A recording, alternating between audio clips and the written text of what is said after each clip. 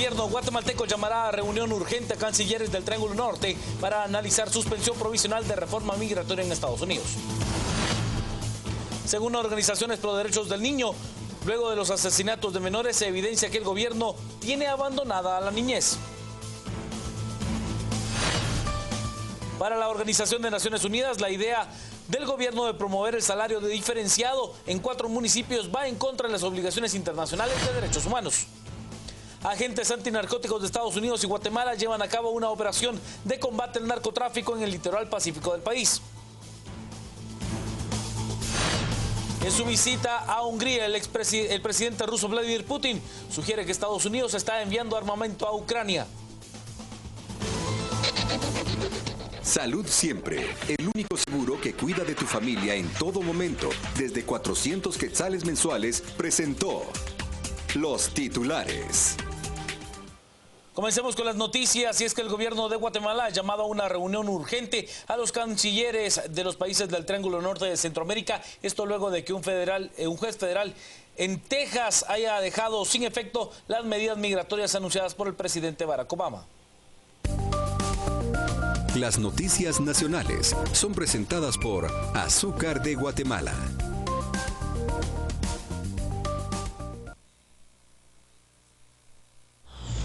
Luego que un juez federal en Estados Unidos dejara en suspenso provisional el decreto del presidente Barack Obama que ordenaba la regularización de unos 5 millones de migrantes, incluidos unos 200,000 guatemaltecos, el canciller de Guatemala, Raúl Morales, habló desde Roma, Italia, donde realiza una visita, y anunció que nuestro país convocará a los cancilleres del Triángulo Norte para analizar las medidas que se pueden tomar domésticamente. Vamos a conversarlo, por supuesto, con los cancilleres de estos dos países, porque tendría más fuerza y más sentido hacerlo en coordinación con ellos. Yo la verdad que le veo sentido.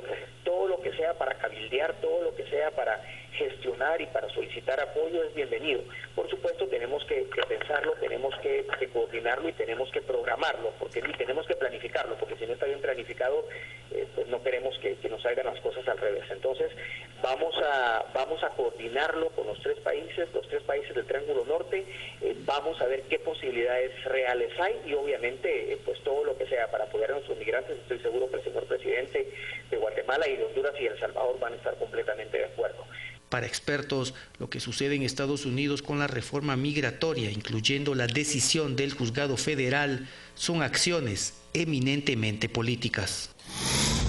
El Consejo Nacional de Atención al Migrante de Guatemala, CONAMIGUA, considera que si el fallo emitido por el juez federal de Texas queda en firme, serían unos 80,000 los guatemaltecos que volverían a quedar en riesgo de ser deportados.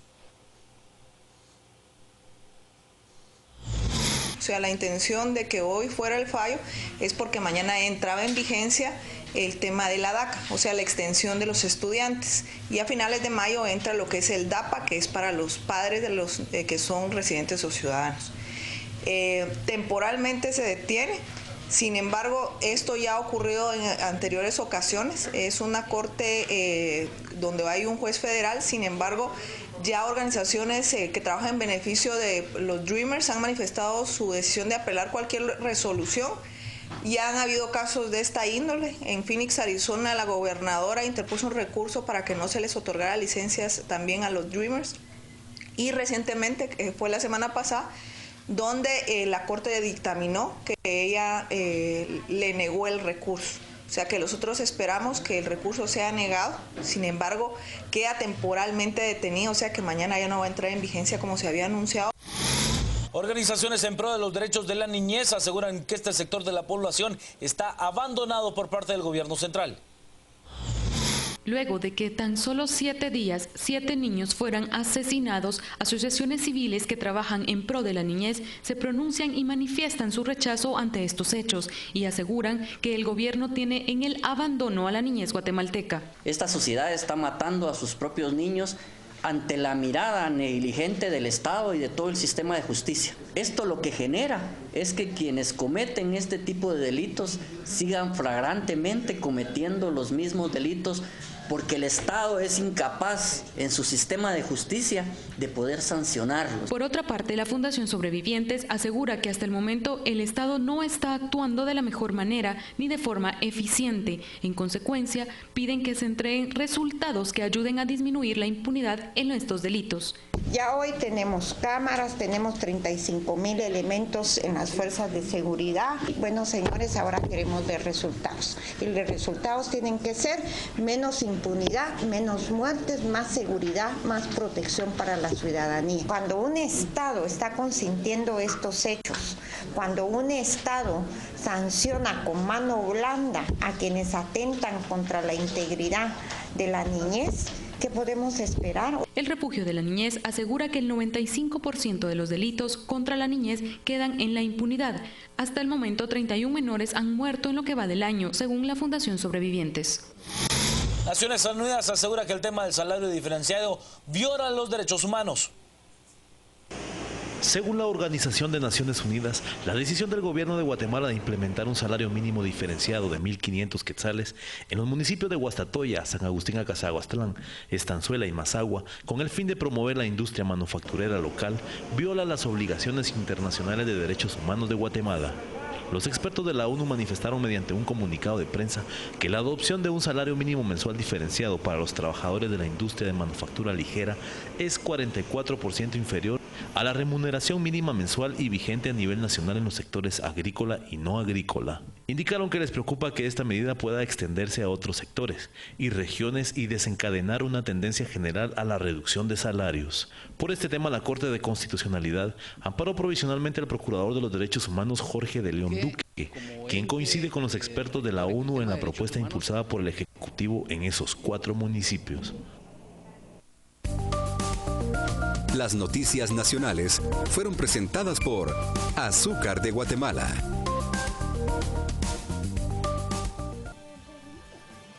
Momento de ir a la pausa, quédese con nosotros. Tenemos más noticias para usted al volver a las 8:45.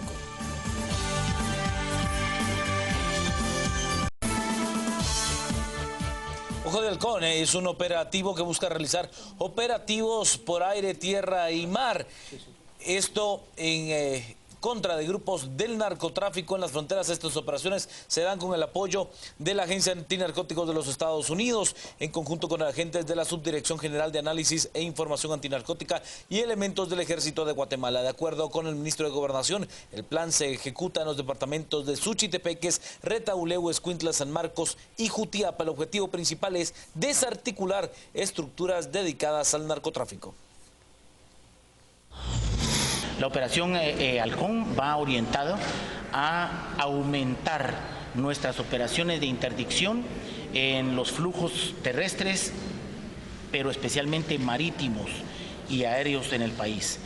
Las incursiones aéreas han venido totalmente a menos, casi nulas, pero el tráfico a través del mar ha cobrado mucha vigencia, especialmente en el Pacífico, y por supuesto, cuando ingresa a territorio, se desconsolidan las cargas y entonces ya hay un flujo numeroso a través de diversos medios de transporte terrestre, y lo que estamos haciendo con esta operación es llevando a cabo toda una planificación que hemos hecho sobre la base de inteligencia y de nuestras capacidades para aumentar nuestros resultados en la interdicción marítima y terrestre. Más controles en los puertos, controles en la navegación marítima, controles en toda la línea costera del Pacífico, control de las bocabarras de los ríos, especialmente cuando entre ya el invierno, que aumenta su caudal y permiten la entrada de mayor número de embarcaciones.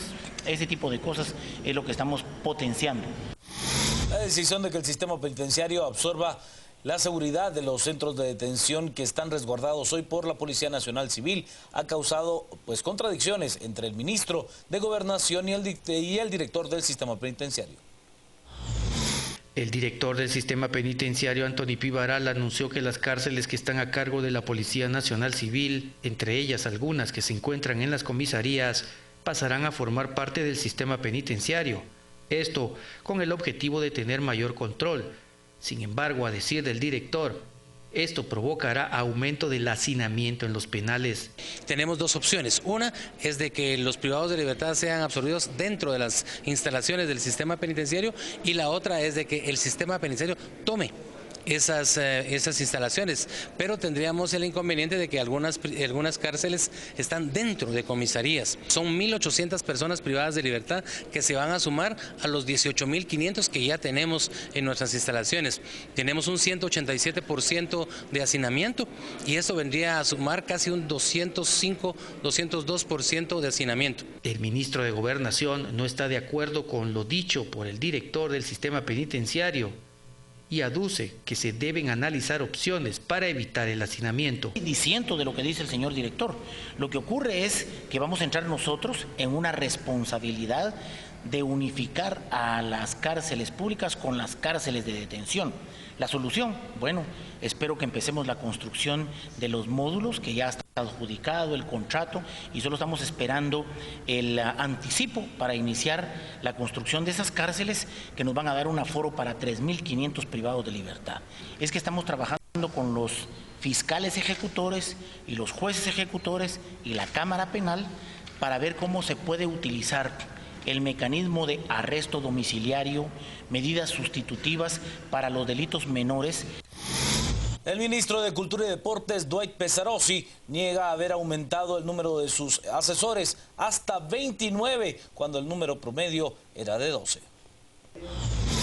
El ministro de Cultura y Deportes, Dwight Anthony Pesarosi, negó que haya elevado de 12 a 29 el número de personas que lo asesoran con salarios altos.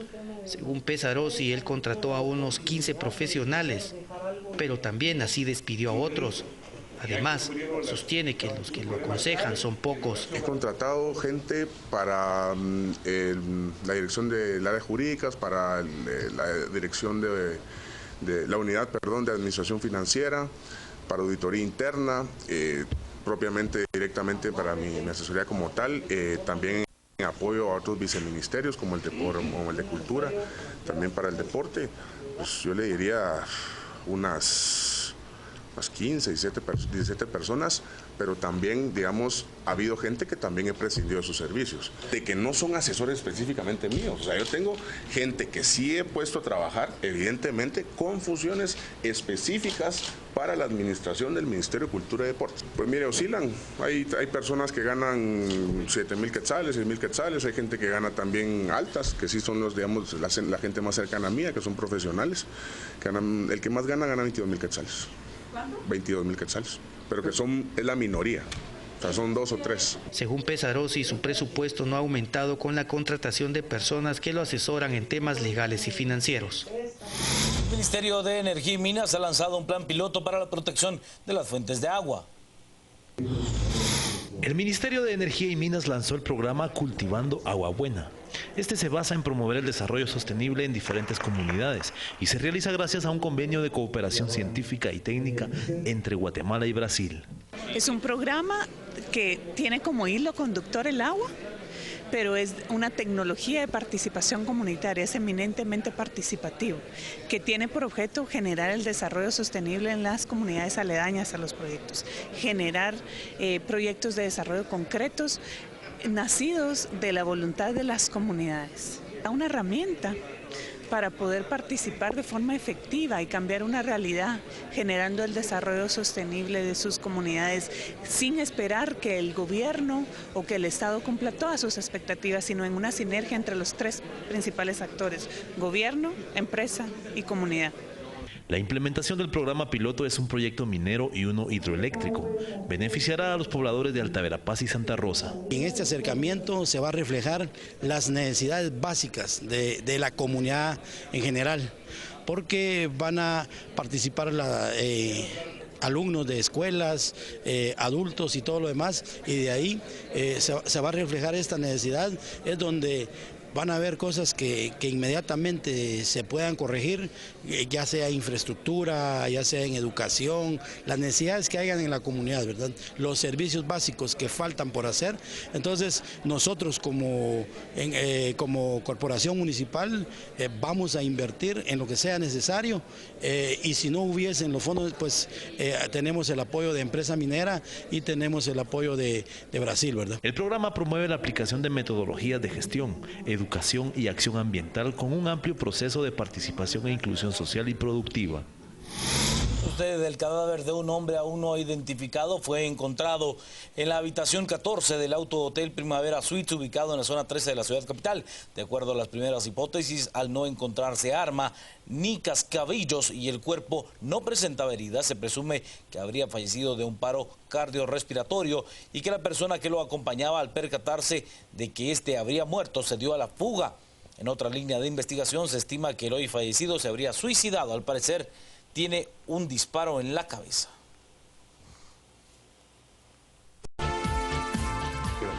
¿Qué tal? Buenas noches, bienvenidos un martes más con todos ustedes. Hoy hemos seleccionado dos temas que pensamos y creemos que van a ser de su interés. El primero se refiere al padrón electoral. ¿Cómo se elabora? ¿Qué calidad de padrón tenemos? Y si sobre ese padrón electoral hay un grado suficiente de fiabilidad que nos diga al menos que la convocatoria electoral se puede o se debe desarrollar con suficientes garantías. Este es el tema que vamos a tratar para el que no sepa cómo se hace, cómo se depura y qué organismos sustancialmente intervienen. Con nuestra compañera Silvia Jereda hemos invitado a 3 personas que saben de esto porque son los encargados, a fin de cuentas, de ultimar el documento. Empezamos por el primero, don Rudy Gallardón, director del RENAP. Rudy, buenas noches, bienvenido. Buenas noches, también con don Leonel Escobar, que es jefe de elaboración del padrón. Señor Escobar, buenas noches. Y con William Alfaro, director de informática del Tribunal Supremo Electoral. Señores, muchas gracias, bienvenido. Doña Silvia, directamente al grano. Gracias, vamos al grano. Rudy, yo quisiera iniciar con usted. El día de hoy hubo una noticia bastante interesante en los medios. Se detectaron casi 12.000 firmas en el padrón electoral para el partido PLP, donde participaría Suri Ríos. En 16 días, más de 11.862 afiliados, y detectaron ustedes que habían firmas que no correspondían a los DPIs. La pregunta que quiero hacerle puntualmente es cómo han tenido la capacidad de detectar con tanta premura y establecer que hay firmas presuntamente falsas. Bueno, primero que todo es una labor que ha hecho realmente el Tribunal Supremo Electoral. Desde nuestra parte, como RENAP, lo que hemos aportado es de la información que está en la base de datos biométrica, que contiene la fotografía, los datos generales de la persona y, por supuesto, la firma. Entonces, el tener esa información disponible para el tribunal les permite a ellos poder hacer comparaciones de forma muchísimo más rápida. Pero es una labor que ha hecho el tribunal con su departamento que tienen ellos para toda la verificación, pero sí nosotros lo que hemos hecho es poner a disposición de ellos la información. Estamos hablando que ya hay entonces una interacción e interconectividad, inclusive electrónica, bastante efectiva. Sí, desde el año pasado hicimos una labor conjunta con el tribunal de lograr interconectar a RENAP con el Tribunal Supremo Electoral, ponerlos en línea para que la transmisión de los datos ya no se estuviera haciendo, aunque la ley da 8 días para poder trasladar la información, hoy en día eso se hace en línea. Y es parte de todo un proceso que se estuvo elaborando juntamente con ellos, que nos ha permitido no solo trasladar información en tiempo real, por ejemplo, las personas que cumplen mayoría de edad o aquellos que mueren y entonces se tiene que trasladar también esa información, sino que también es información que ha permitido que el tribunal y el RENAP puedan validar la información que se tenía en un padrón anterior, logrando así ya generar una depuración de esa información que se había estado trasladando. Señor Escobar, si alguien le preguntara qué porcentaje de fiabilidad cree usted que tiene el padrón electoral y por qué, ¿cómo transmitiría usted ese mensaje o esa idea?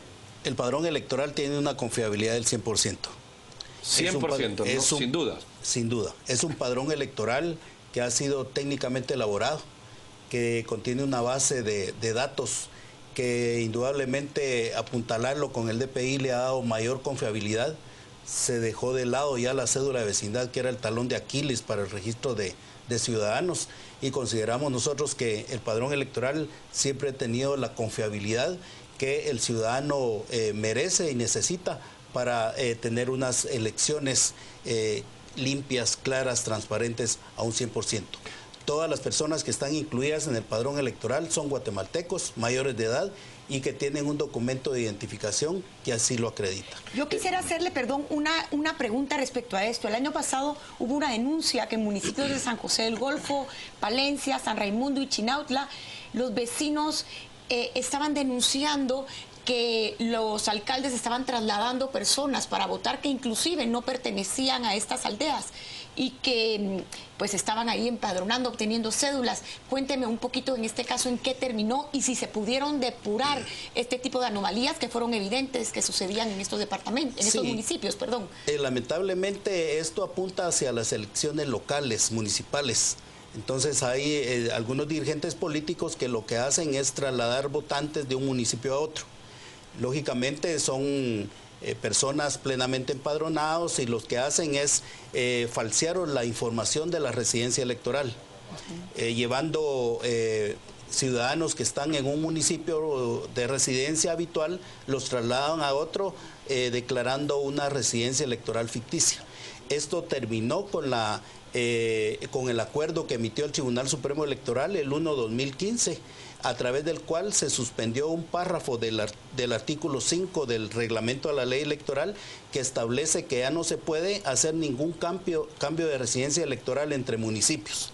Las personas que quieren trasladar su residencia electoral hacia otro municipio, eso quedó, digamos, ya no tiene ninguna vigencia ese traslado. Ha quedado, como nosotros decimos, se le ha puesto un candado a ese tipo de anomalías que estaban cometiendo, ya que trasladar ficticiamente votantes hacia otro municipio con tal de aumentar el caudal de votantes hacia X o Y candidato, pues lógicamente merecía una de estas acciones que tomó el Tribunal Supremo Electoral y hoy en día esa actividad ya no se realiza. Muchas personas que se prestaron a este tipo de actividad quedaron suspendidas en su inscripción al establecer que la residencia electoral que habían declarado oportunamente al empadronarse era una residencia electoral ficticia. Entonces se tomaron las acciones pertinentes. Hay muchas preguntas para Renat, pero hay una previa. Estos que ven mano de mono en todo, es decir, bueno, esto a fin de cuentas es una base de datos y don William, que es el jefe de informática, le da al enter y mezcla eso. ¿Qué garantía desde la perspectiva de ingeniería informática tiene el proceso? El proceso ya hemos visto que tiene una fiabilidad, como bien usted ha dicho, pero de la perspectiva informática, ¿cómo le pone usted la guinda al pastel de esta fiabilidad? Bueno, en realidad, digamos, nosotros tenemos controles de acceso para cada uno de los procedimientos, es decir, únicamente los usuarios registrados con permisos determinados pueden acceder a las aplicaciones.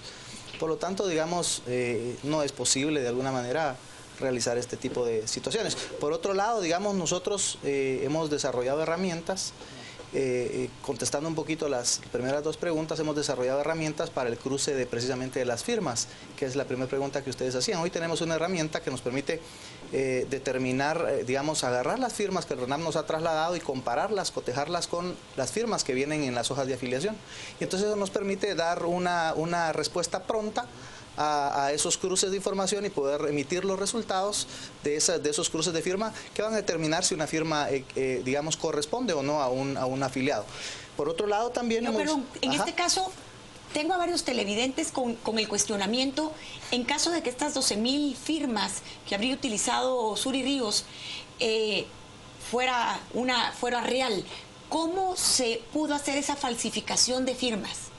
Cuénteme un poquito cómo se hace esta falsificación y cómo se depura, que eso es la gran incógnita que tiene el televidente. Y si ella lo hizo, ¿lo pueden hacer los otros candidatos? Bueno, digamos, lo que ellos han presentado en el registro ciudadano son sus hojas de afiliación. Y en las hojas de afiliación ellos ponen ahí los datos que ellos consideran y las firmas que ellos consignan, ¿verdad? O las huellas que ellos consignan, ¿verdad? Que no corresponden, cuando nosotros hacemos el cruce, no corresponden a las trasladadas en el documento personal de identificación. Y ustedes irán verificando uno a uno las firmas de cada partido político. Así es. Rudy, hay dos televidentes que hacen dos preguntas, te las voy a hacer de golpe y las contestas. Uno es, dice textualmente, mientras contemos con una RENAP ineficiente, creo que es muy difícil tener un padrón confiable, y se refiere a los DPI emitidos en 2014, que el chip carece de información. Y otra persona también hablaba al respecto y decía, bueno, ¿qué garantías hay de que otros no falsifiquen la firma? Pero vayámonos a la primera, bueno, el DPI y la fiabilidad. La fiabilidad del DPI es un documento internacionalmente validado y reconocido como los mejores documentos en el mundo en niveles de seguridad. El guatemalteco puede verificarlo certeramente con la calidad que tiene la tarjeta como tal y la información que en ella es impresa, que viene de la base de datos del RENAP, que tiene biometría y la parte biográfica, que es la información de los datos de la persona. Tal es la garantía y la certeza que tiene el documento que no pueden haber dos DPIs para una misma persona. ¿Por qué dice aquí alguien DPI duplicados?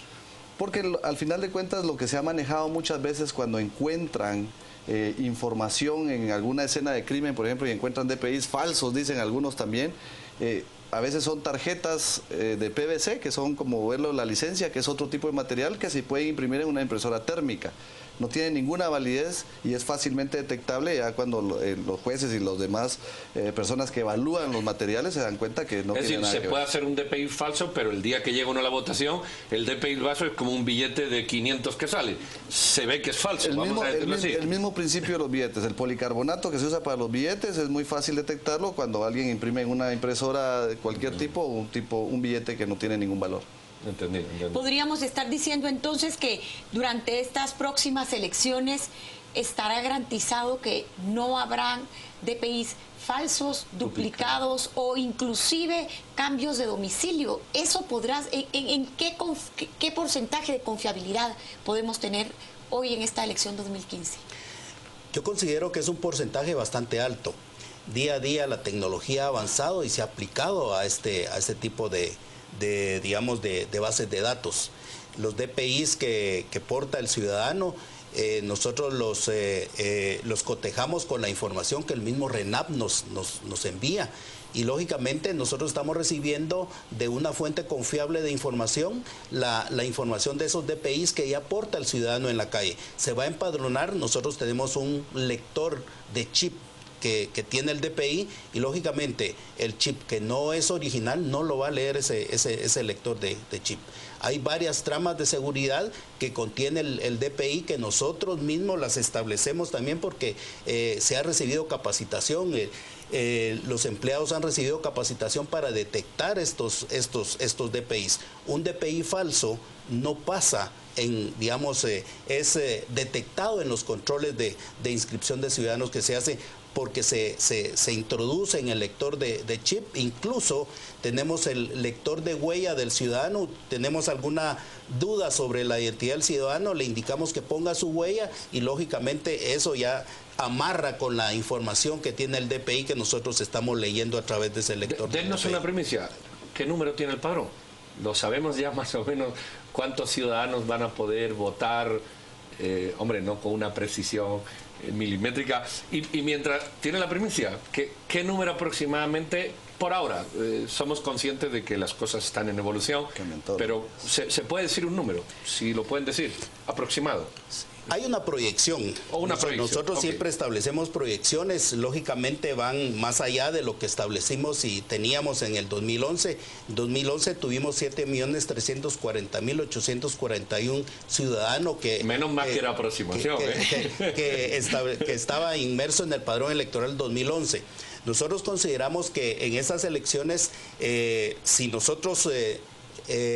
desarrollamos ese plan de empadronamiento que es importante porque ese plan va a toda la República, va a las aldeas, va a las cabeceras municipales, etcétera. Se mandan equipos de empadronamiento, entonces nosotros consideramos que bien podríamos estar alcanzando ya depurado el padrón electoral unos 8.200.000. Eso es una proyección que nosotros tenemos. Como 1 millón y algo más que las últimas elecciones. Pero lo que sí es bien importante es que también el ciudadano participe y coadyuve a alcanzar esa proyección. Actualmente nosotros conjuntamente con RENAP y OEA se realizó un proyecto a través del cual se estableció que hay más de 2 millones de ciudadanos que ya tienen DPI y no están empadronados. Rudy William, ¿puede haber ciudadanos duplicados en los partidos políticos?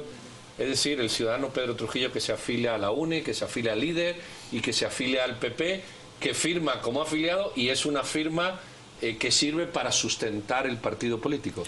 Bueno, en la parte de la identificación de la persona te puedo garantizar y le puedo hacer también la aclaración y la garantía al pueblo de Guatemala que no hay posibilidad de que una persona tenga una misma persona dos CUI diferentes. Eso es así.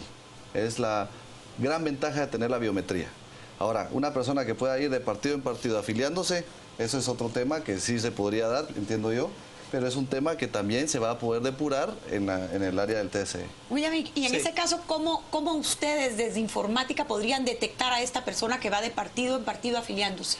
Sí, miren, nosotros hoy en día, digamos, el sistema de afiliación de partidos políticos, digamos, cuando un partido político lleva su información, nosotros la cargamos en nuestra base. Y ahí cuando la cargamos, nosotros detectamos DPIs, digamos... Se hacen cruces, ¿no? Exactamente, hacemos cruces con la información que está actualmente. Entonces ahí sale, por ejemplo, afiliado a otro partido político, ¿verdad? Entonces no se afilia a otro partido, porque ya aparece afiliado en otro partido político. Digamos que fair come, fair serve. El primero que aparece es el que exactamente, le da. Licenciado Escobar, me preguntan en las redes sociales cómo pueden hacer para empadronarse, cuál es el mecanismo. Muchísima gente lo desconoce, tal vez usted nos da una breve sinopsis, y aquellos jóvenes que por primera vez están obteniendo su DPI, ¿cuál es el procedimiento? Mire, es muy sencillo. Obtenido el DPI, digamos, por parte del RENAP, el ciudadano tiene que acudir a una delegación, subdelegación o a un puesto de empadronamiento del registro de ciudadanos. Tenemos delegaciones en las cabeceras departamentales, subdelegaciones en las cabeceras municipales, que son oficinas que están atendiendo todos los días hábiles el empadronamiento de los ciudadanos. El empadronamiento, la acción de empadronarse no dura más de 5 minutos, ya que es una situación que se hace de manera... a través de informática, y tenemos nosotros equipos de computación. Y lógicamente es un ciudadano que en 5 minutos obtiene su constancia de inscripción y está ya integrado al padrón electoral. ¿Y la información de estos lugares dónde se puede obtener? Mire, la información de estos lugares es muy sencillo. Hay una página web del Tribunal Supremo Electoral a través de la cual están indicadas las direcciones de cada una de las delegaciones, subdelegaciones del registro de ciudadanos, y también los puestos de empadronamiento que tenemos en la ciudad capital y que los tenemos ubicados en las minimunis de la ciudad capital, y próximamente tendremos en sedes del RENAP, tendremos también puestos de empadronamiento. Aquí el llamado es a la población, principalmente a los jóvenes, que es un rango de edad que se nos ha ido cayendo del padrón electoral. En el 2011 tuvimos un 20% del rango de entre 18 y 25 años. Era el porcentaje de este rango de edades en el padrón electoral. Actualmente estamos en un 13%. Entonces el llamado es a la juventud, que han obtenido su DPI y que deben de acudir a empadronarse y participar en el próximo evento electoral. Todos somos guatemaltecos y tenemos la obligación de participar. Rudy, queda tiempo para una más cortita. Dice aquí alguien, ¿qué pasa con el DPI de alguien que ya falleció y por X o Y razón no se reporta como fallecido? O incluso el que se fue a Estados Unidos lo dejó en su casa y lo agarra alguien como para utilizarlo. ¿Esa posibilidad existe? ¿O cualquier otra trampilla que uno puede imaginar? Cuando una persona fallece, se hace una inscripción de la defunción en el Registro Nacional de las Personas. No queda de otra. No queda de otra, si no, no le dan el cuerpo de la persona a la familia. Y en ese momento la información viaja nuevamente al Tribunal Supremo Electoral para ser descontado el padrón. Esa es una cosa muy importante. Si alguien más deja su DPI y se va de viaje, pues nadie va a poder votar con el DPI de otra persona, porque primero tiene la identificación de la otra persona. Así que yo creo que en Guatemala es tiempo de poder ir viendo hacia las cosas que tenemos que motivar. Por ejemplo, la participación ciudadana, que se empadronen, como decía el licenciado, que vayan a votar, que piensen bien su voto, y no pensar ya en temas como de fraude, porque ahora no hay cédulas duplicadas, no tenemos ese gran fenómeno terrible que teníamos en el país, que se podían sacar documentos en cualquier lugar. Hoy tiene el RENAP una serie de procedimientos que dan seguridad y certeza jurídica a la emisión de cada documento que extiende. ¿Y qué hay de aquellos que ya fallecieron? En caso de que no hayan sido reportados, ¿cómo podemos garantizar que los muertos no van a votar, como sucedió en el pasado? Bueno, yo quiero manifestarles algo. En Guatemala jamás han votado los muertos. Que han habido personas fallecidas que vigentes en el padrón es otra cosa, pero nunca han votado, no han podido votar. La situación de nuestro padrón actualmente, a través del nuevo documento de identificación, el DPI, es que nosotros tenemos un padrón fotográfico.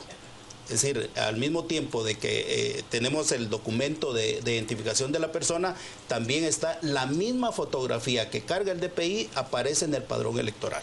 Entonces, eso es un cotejo que hacen las juntas electorales, las juntas receptoras de votos para establecer la identidad de la persona. Es bien difícil que una situación de esta se pueda dar. Muy bien, don Rudy, don Leonel, don William, muchísimas gracias. Ahí ven ustedes, hay que confiar en el padrón. Creo que hay razones suficientemente explicadas, técnicamente concebidas y comprobadas de que el padrón es 100% fiable. Entonces hay que derivarse, como bien apuntaba el director Renat, a otras cuestiones. A votar, a participar los jóvenes.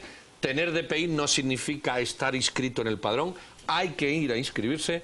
El Tribunal Supremo Electoral ya instará, pero ya insta a ir a inscribirse y razonar su voto. Entonces hay que buscar, si usted quiere buscar fraude, búsquele por otro sitio. Creo que aquí ha quedado suficientemente claro que el trabajo que han hecho es un trabajo técnico, jurídico y además identificativo, vamos a decirlo así. Y felicitaciones porque creo que han transmitido suficientemente la credibilidad que tiene. Nos vamos con nuestro compañero Juan Carlos Sandoval para los Twitter más curiosos o llamativos que él ha seleccionado. Y volvemos en un rato. Doctor Trujillo, buenas noches. Revisamos qué es lo que nos dicen las redes sociales.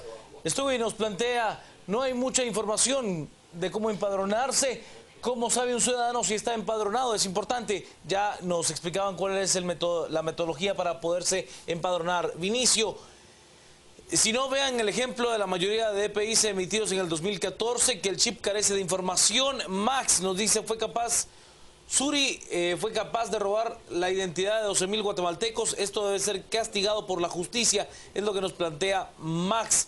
Nos dice también Jabriz, pregunta cuánto reportó con Red, ahora que, bueno, eso es de otro tema.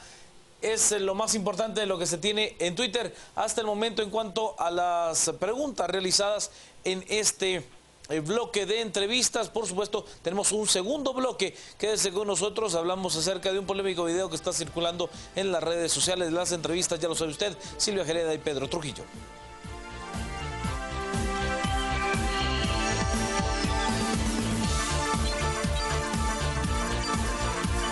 8:45.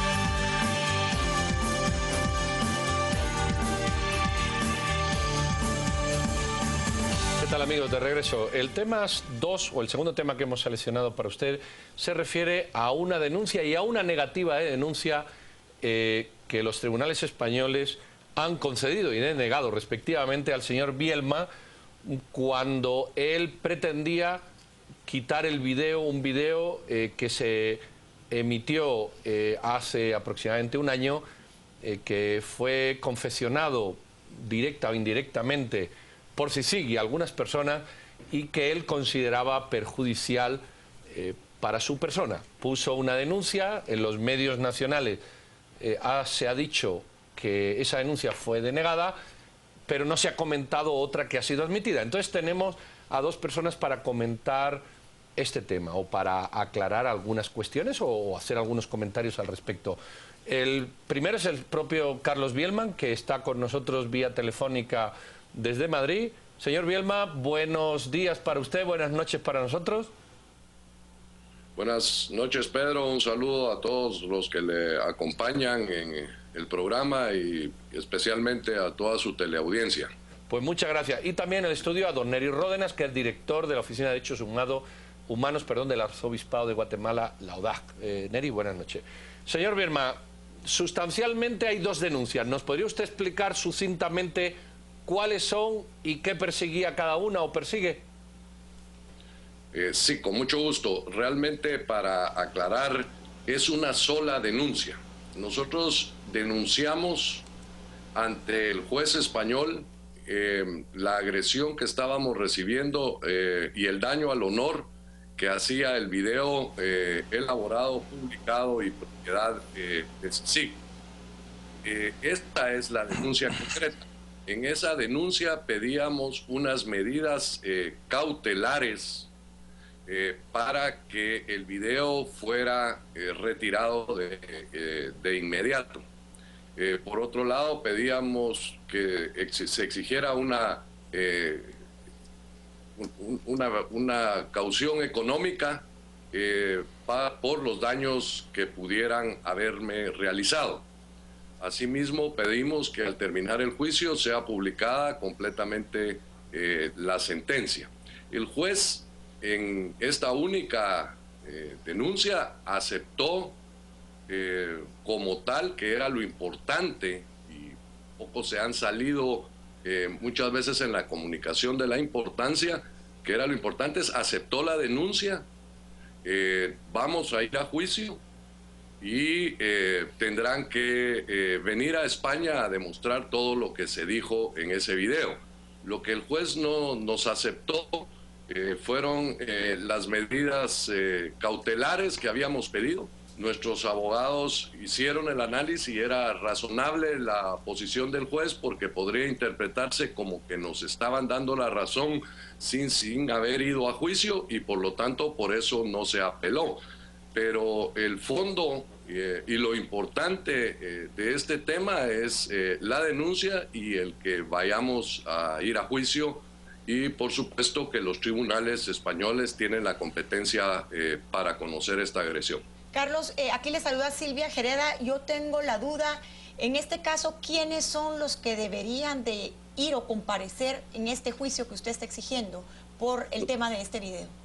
Nosotros hemos denunciado a CICIG como institución y a 17 personas que participaron en este video.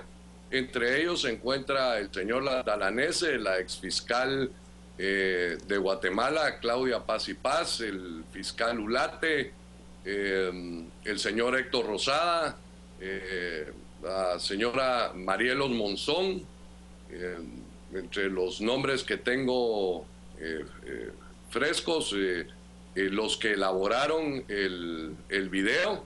En el caso de CICIG es una institución, es la dueña del video, ellos lo han reconocido y ellos tendrán que comparecer institucionalmente. No es ningún tema que a CICIG se esté actuando contra el actual comisionado, sino contra la institución y tendrá que venir a responder bajo el esquema institucional. Si yo soy el representante legal de una empresa e incumplo con las leyes, no porque cambien el representante legal va a dejar de tener la responsabilidad la institución.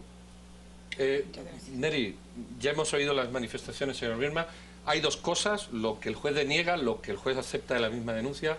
No sé si tiene alguna postura o algún comentario al respecto. Bueno, yo creo que es una decisión adecuada por parte de los jueces españoles, ¿verdad? El juez español, que pues en algún sentido consideraba, según hasta donde yo tengo conocimiento, que dar esa medida cautelar era adelantar un criterio de lo que se iba a resolver en el fondo.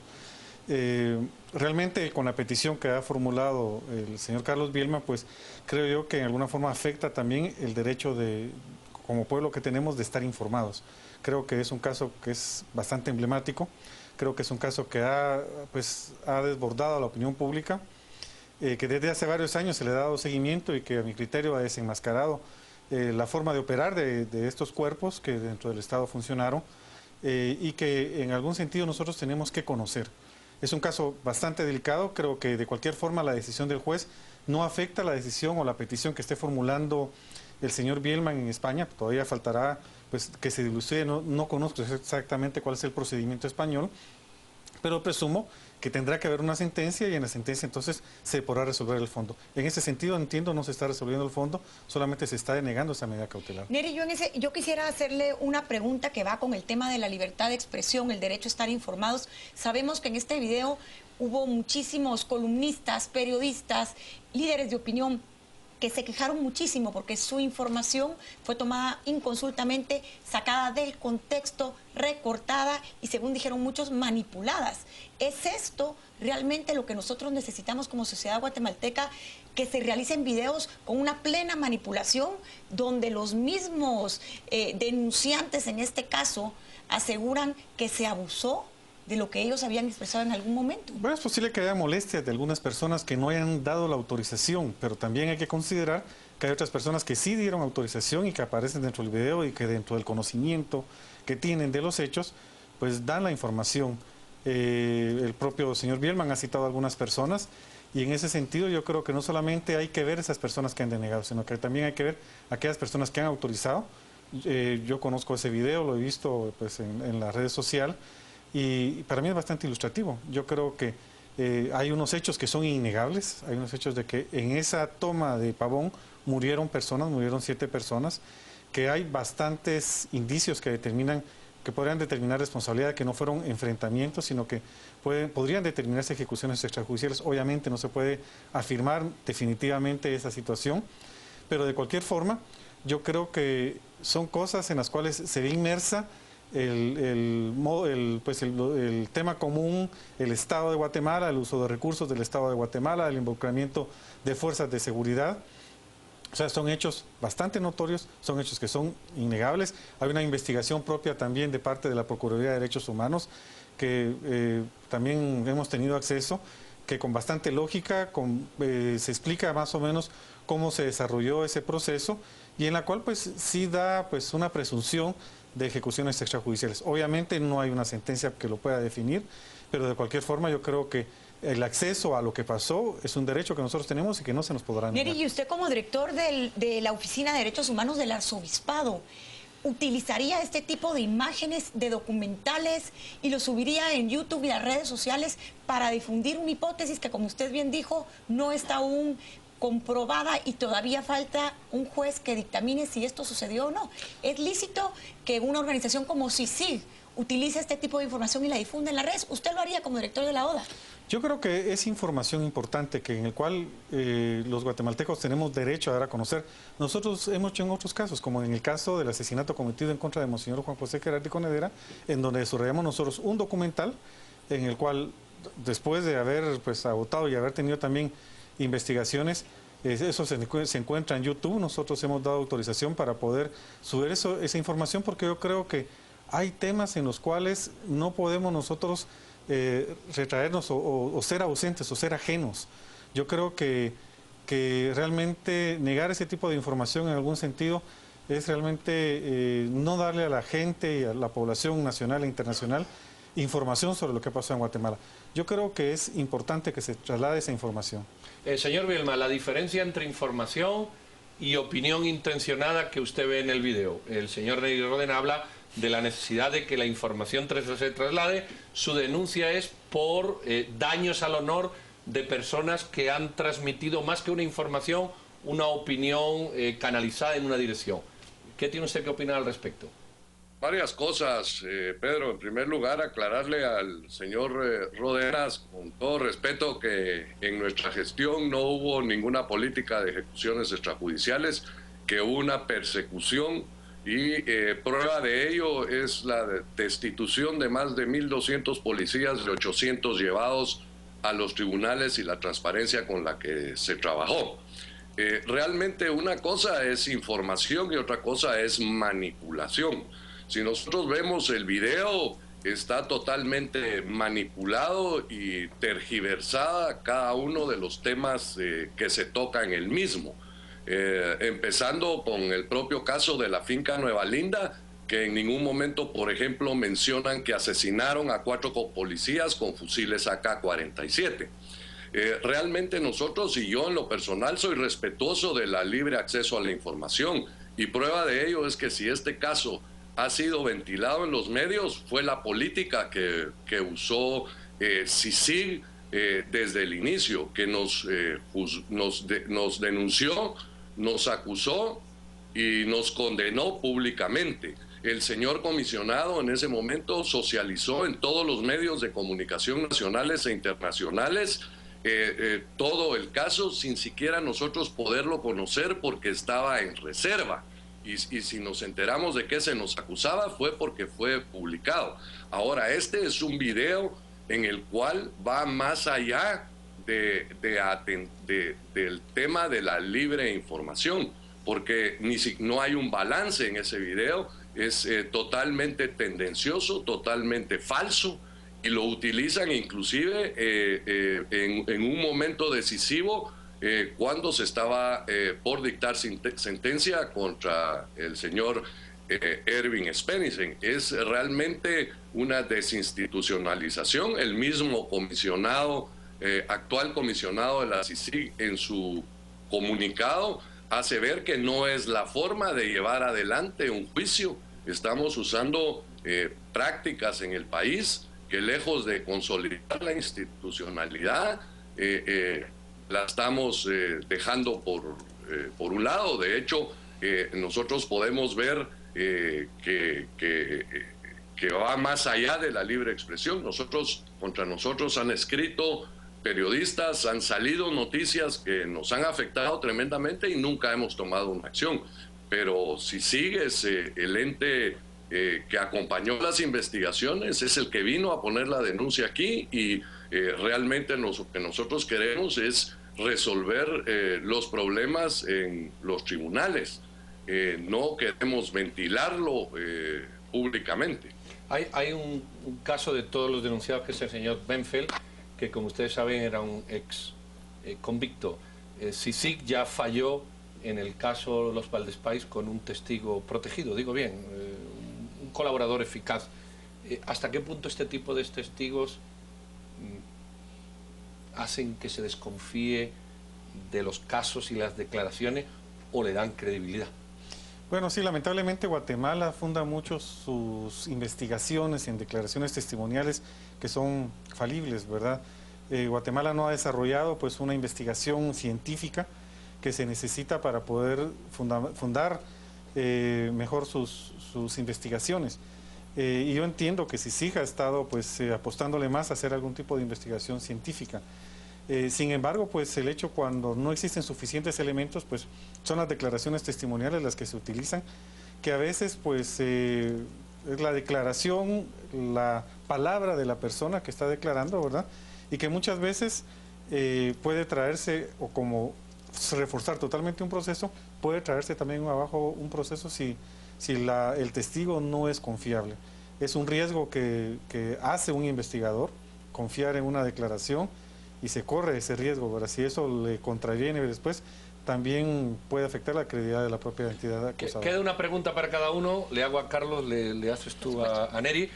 Don Carlos, cortito, ¿qué esperar ahora por su parte? Bueno, mire, por mi parte lo que espero en primer lugar es que avance el juicio importante, que ha tenido una serie de tropiezos injustificables y que realmente todos los atrasos ha sido por la propia inacción del juez y de la Fiscalía Española. Por otro lado, que avance esta denuncia, que sean notificadas estas personas, que vengan a demostrar lo que ahí dicen. Un video que el mismo comisionado de CICIG ha cuestionado, ataca a un sector privado y lo desmiente los ataques al sector privado.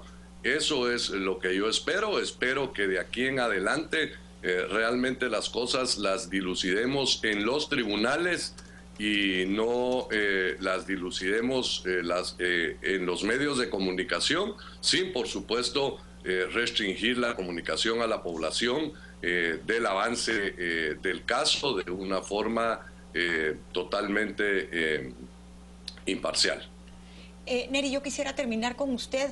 El señor Bielman ha tocado un punto bastante importante. Muchísimos de los casos de muy alto impacto se han dilucidado, condenado y conocido a través de los medios de comunicación.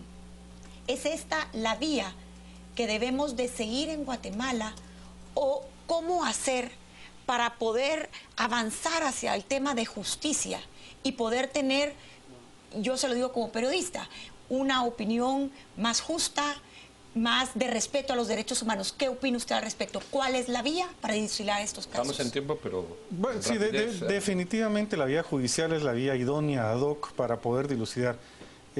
Pero cuando son casos de impacto social, eso trasciende la vía judicial. Y la opinión pública está sedienta de información y, por lo tanto, requiere de los medios de comunicación transparencia e información en ese sentido. Es una herramienta que sirve de apoyo a la vía judicial. Muy bien, muchas gracias por la concisión, señor Rey Rodena, muy amable.